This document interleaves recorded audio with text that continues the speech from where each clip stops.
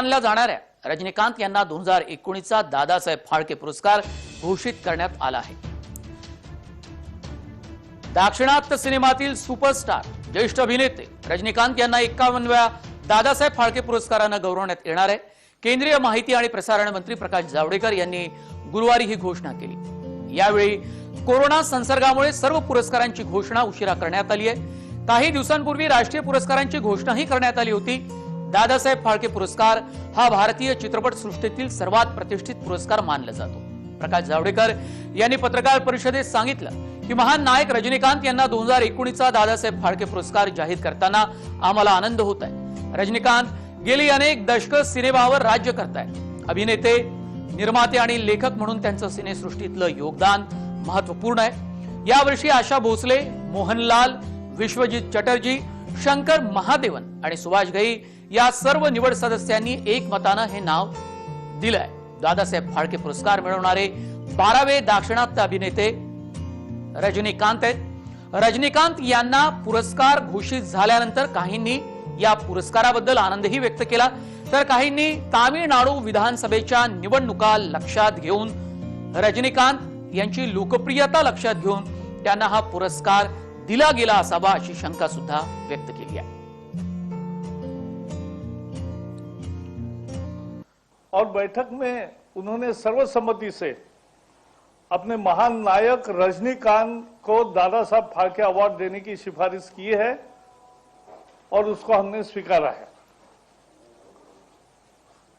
50 साल से रजनीकांत फिल्म दुनिया के बेताब बादशाह है। सूरज के तरह उनका काम है। दादासाहेब फाळके हा प्रतिष्ठेचा पुरस्कार जाहीर झाल्यानंतर सुपरस्टार रजनीकांत यांनी ट्विटद्वारे आपल्या भावना व्यक्त केल्या।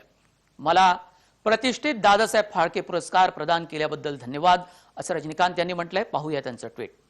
मला प्रतिष्ठित दादासाहेब फाळके पुरस्कार प्रदान केल्याबद्दल धन्यवाद। माझ्या प्रवासात सहभागी असणाऱ्या सर्वांना हा पुरस्कार मी समर्पित करतो। रजनीकांत यांचं पुरस्कार जाहीर झाल्यानंतरचं ट्विट। भगवंताचे धन्यवाद रजनीकांत यांचं हे ट्विट आहे। त्यांनी सर्वांना धन्यवाद व्यक्त केले।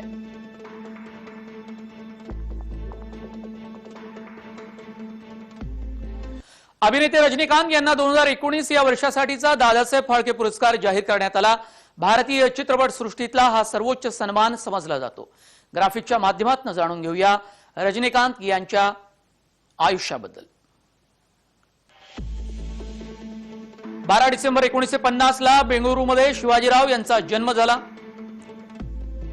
शिवाजीराव पुढे जाऊन रजनीकांत बनले, हीच त्यांची ओळख कायम होती।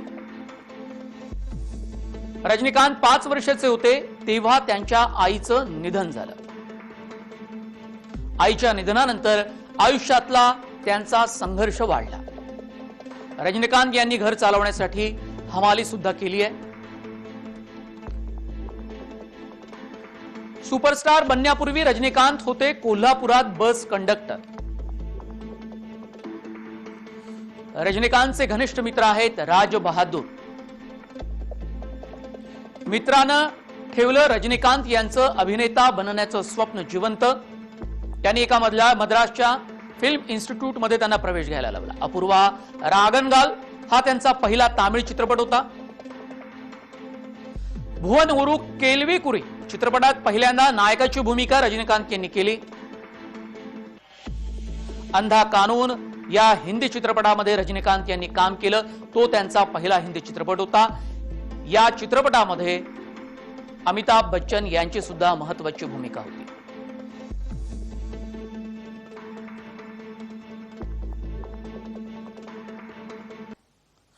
चित्रपट सृष्टीतला बेताज बादशाह म्हणून केंद्रीय मंत्री प्रकाश जावडेकर यांनी त्यांचं कौतुक केलंच, पण रजनीकांत यांचा तामिळनाडूच्या राजकारणाशी सुद्धा गेल्या काही वर्षांमध्ये जवळचा संबंध आलेला आहे आणि त्यामुळे भाजप सोबत त्यांचं नाव सारखं जोडलं जात आहे। रजनीकांत यांचा राजकीय प्रवास हा सुद्धा पाहूया। 1996 साली रजनीकांत यांची जयललिता यांच्यावर टीका।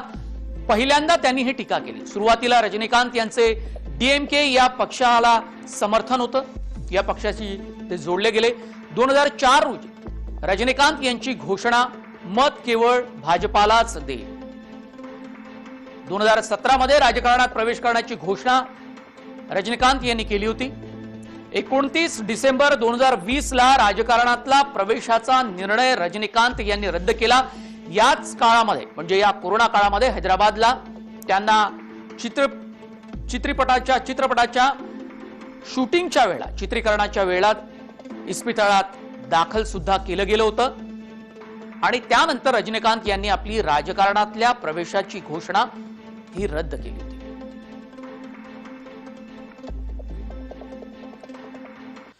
ज्येष्ठ चित्रपट समीक्षक दिलीप ठाकूर यांनी रजनीकांत यांच्या तामिळनाडूमध्ये असलेल्या त्यांच्या लोकप्रियतेबाबत अधिक माहिती दिली. त्यांच्या कामाचं कौतुकही केलं. म्हणजे रजनीकांतची जी कारकीर्द आहे ती सिंगल स्क्रीन पासून ते मल्टिप्लेक्स फॅन आणि एक सर्वसामान्य तांत्रिक गोष्टी त्यापासून ते एक नवीन डिजिटल टेक्नॉसॉफी फॅन असा एक मोठा प्रवास रजनीकांतचा आहे. त्यामुळे रजनीकांतला दादासाहेब फाळके पुरस्कार मिळाल्याबद्दल त्याच्या चाहत्यांना नक्कीच आनंद झालेला असेल याबद्दल मला अजिबात शंका वाटत नाही. तामिळनाडू विधानसभा निवडणुका लक्षात घेऊन रजनीकांत यांची निवड केंद्र सरकारनं फाळके पुरस्कारासाठी केली अशी शंका ज्येष्ठ राजकीय विश्लेषक जयंत माईनकर यांनी व्यक्त केली आहे. दक्षिणेतले दिग्गज अभिनेते आणि भारतीय जनता पार्टीचे जवळचे असं म्हणायला काही हरकत नाही. म्हणजे त्यांनी भारतीय जनता पार्टीत जरी अधिकृतरित्या प्रवेश केलेला मला वाटतं नाहीये किंवा असेलही, पण एक त्यांची भारतीय जनता पार्टीशी जवळीक आहे. वस्तुस्थिती असे रजनीकांत यांना दादासाहेब फाळके अवॉर्ड नेमकं त्याच वेळेस मिळते जेव्हा तामिळनाडू आता इलेक्शनसाठी आता पुढच्या महिन्यात होणार आहेत, या महिन्यात होणार आहेत. आता याच्यामुळे एक राजकीय चर्चांना उधाण येणं साहजिक आहे की या दादासाहेब फाळके अवॉर्डच्या मागे राजकारण आहे का. कारण रजनीकांत यांची भाजपशी जवळीक उघड आहे आणि भाजपची ऑल इंडिया अण्णा द्रमुकशी युती आहे. जर तुम्ही रजनीकांतला देता तर त्यांच्याच तोडीचे कमल हसन जे त्यांचेच समवयस्क आहेत त्यांचा या नावाशी या अवॉर्डसाठी विचार का होत नाही का. तर त्यांचा स्वतःचा एक पक्ष आहे आणि ते स्वतः निवडणुकीत उभे आहेत म्हणून का. हे सगळे प्रश्न येणं साहजिक आहे. आणि याचं केवळ एका वाक्यात उत्तर द्यायचं झालं तर मी हेच सांगेन की होय, रजनीकांत यांची भाजपच्या नेत्यांशी असलेली जवळीक आणि तामिळनाडूचं इलेक्शन या दोन्ही गोष्टींवर डोळा ठेवूनच त्यांना दादासाहेब फाळके अवॉर्ड देण्यात आलेलं आहे असं वाटू शकतं.